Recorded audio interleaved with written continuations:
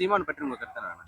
சீமான் ஒரு நல்ல பேச்சாளர், நல்லா பேசுவார், நல்லா பேசுவார். ஒன்றும் பிரச்சனை இல்லை, ஒன்றும் பிரச்சனை இல்லை.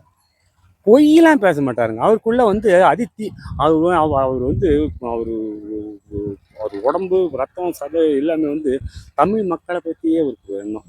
அதாவது அது வந்து நிறைய பேருக்கு கிடைக்காது, நிறைய பேருக்கு வராது. ஏன்னா அது வந்து என்ன சொன்னாங்க, அதாவது நம்மளை ஒட்டுண்ணித்தனம் இல்லாத ஒரு மனுஷன். அதாவது எனக்கு என் மக்கள் மற்றவங்க பற்றி, அதாவது தாய் பாசம்னு சொல்லுவாங்க. அடுத்தவங்க வீட்டு குழந்தை பற்றிலாம் பிரச்சனை கிடையாது. ஆனால் என் தாய் தன் குழந்தை வந்து எனக்கு ரொம்ப முக்கியன்ற மாதிரி ஒரு தாய் பாசமாக நான் தமிழர்னா அந்த அவர் என்ன வேணால் செய்வார். அந்த எண்ணத்திலே ஊறிட்டார். அதனால் அவர் அதிகமாக பேசினாக்க சொன்னாக்கா அது தவறே கிடையாது. ஏன்னா என் குழந்தை ஒரு அம்மா 2 அம்மா இருக்காங்க. ஒரு குழந்தைய போய் ஒரு வச்சுக்கா, அந்த அம்மா குழந்தைய எப்படி எங்கள் குழந்தை தப்பு பண்ணியிருக்காது, என்ன எங்கள் குழந்தை தப்பு அணைக்கிறாங்க. அது மாதிரி தாய் பாசம் வந்து தமிழ் மக்கள் மேலே இருக்க பாசம். அது ஆனால் அந்த அவரில் கொண்டு வந்தாலும் கொஞ்சம் நல்லாயிருக்கும். ஏன்னா மக்கள் மேலே தமிழ் மண் மேலே இருக்க பாசம், தமிழ் மக்கள் மேலே இருக்க பாசம். அந்த ஒரு பற்று கை இருக்கிறது கஷ்டம் நிறைய பேருக்கு. ஆனால் அந்த பற்று இருக்குது. அதனால பேசுறத வச்சுருந்தேன் இந்த தீவிரவாதமாக பேசுகிறேன் அப்படி இல்லை, அதெல்லாம் சும்மா. இதே அதான் முதலே சொன்னேன், ஒரு தாய் பாசம் சொல்கிறேன்ல.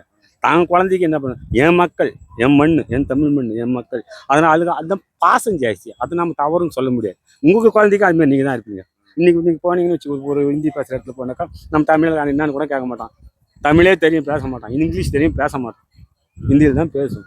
அது மாதிரி அவர் தமிழ் மக்கள் நல்லது பார்க்கணும். அது ஒன்றும் தப்புன்னு சொல்ல முடியாது. நிறைய பேர் தமிழ் அடுத்த எம்ஜிஆர் பார்த்தீங்கன்னாக்கா விஜய்னு சொல்றாங்க.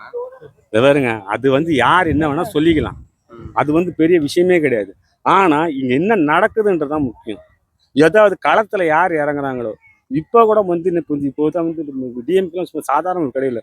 அவர் தமிழ்நாட்டில் காலடிப்படாத, ஸ்டாலின் காலடிப்படாத இடமே கிடையாது. அந்த அளவுக்கு அவர் ஒருத்தா சுத்தினார். அதனுடைய எதுவுமேங்க நோ பெயின் நோ கெயின். உழைப்பு இல்லாத எதுவுமே கிடைக்காது. அவர் உழைச்சார், இன்னும் பண்ணின்னு இருக்கார். இப்போ அந்த அந்த ஒரு விஷயத்தில் பண்ணின்னு இருக்கார். அந்த மாதிரி நீங்கள் மக்களோட மக்களால் சேர்ந்து வரணும். நான் இது பண்ணுறேன், இவ்வளோ கூட்டம் வந்தது, அதெல்லாம் வந்து பெரிய விஷயமே கிடையாது. அது வந்து அதாவது என்ன சொல்லுவாங்கன்னாக்கா, இன்சாச்சுவேஷன், அதாவது ஒரு இந்த தோற்றத்தை பார்த்து. ஆனால் அது வந்து உள்ளுக்குள்ளே போகும்போது என்ன சொல்லுவாங்க, யோசனை பண்ணுவாங்க, என்ன பண்ணலாம் எது பண்ணலாம். ஆனால் காலகட்டாயம் எப்படி இருக்குன்னு சொல்ல முடியாது. ஏன்னா இளைஞருக்கு சமுதாயம் இன்னைக்கு ரொம்ப, அப்போல்லாம் வந்து இப்போல்லாம் வந்து நிறைய தெரிஞ்சாலும் இங்கிலீஷில் பேசுகிறாங்களே, அதை பற்றி வேறுங்க. இங்கிலீஷ் வந்து ஒரு வேர்ல்டு லாங்குவேஜ். அது வந்து கண்டிப்பாக மஸ்ட் வேணும். ஏன்னா நம்ம இங்கே இருக்கிற ஒரு தடுக்கி வெளியில் அந்தாண்ட போயிட்டீங்கன்னா இன்னைக்கு வந்து திரைக்கடல் ஓடியும் திரைவியும் தெரியணும். உலகம் ஃபுல்லாக சுற்ற வேண்டிய இடங்க. எங்கள் காலத்துலலாம் முடியல. இந்த காலத்தில் இளைஞர் போகணுனாக்கா இன்றைக்கி துபாய் போகணும், அதை போகணும், எதனா ஒரு வேலை வச்சு ஒரு கேட்ரிங் எதனா பண்ணணும்னு சொன்னாலே வெளியில் போனாக்கா அவங்களுக்கு என்ன வேணும், மஸ்ட். மற்ற லாங்குவேஜ் எல்லாம் இங்கிலீஷ் மஸ்ட்டு. இங்கிலீஷ் கண்டிப்பாக மஸ்ட். அவங்க சாப்பிட்றதுக்கு ஏதோ வழி தவறி போயிட்டாலும் எங்கே இருக்கிறது இங்கிலீஷ் மஸ்ட்.